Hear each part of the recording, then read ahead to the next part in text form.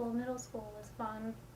Middle school was not fun. Middle school was so awful. Middle school, I was kind of a late bloomer.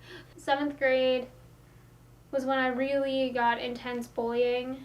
There was this kid who literally made it his mission to make sure that I was having a bad day.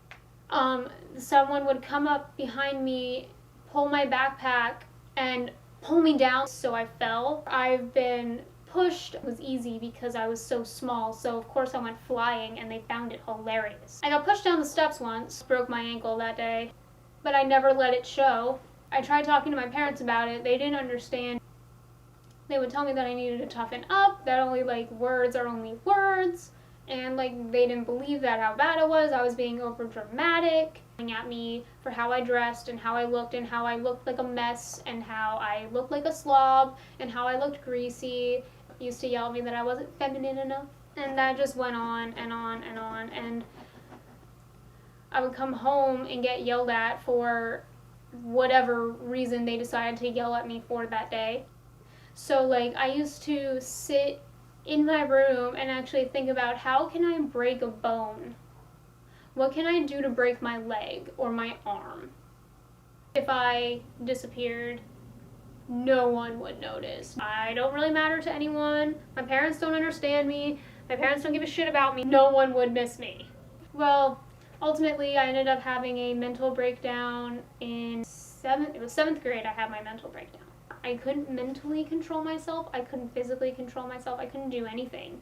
Literally just broke. I didn't have friends. I had Kingdom Hearts. I was a huge nerd back then.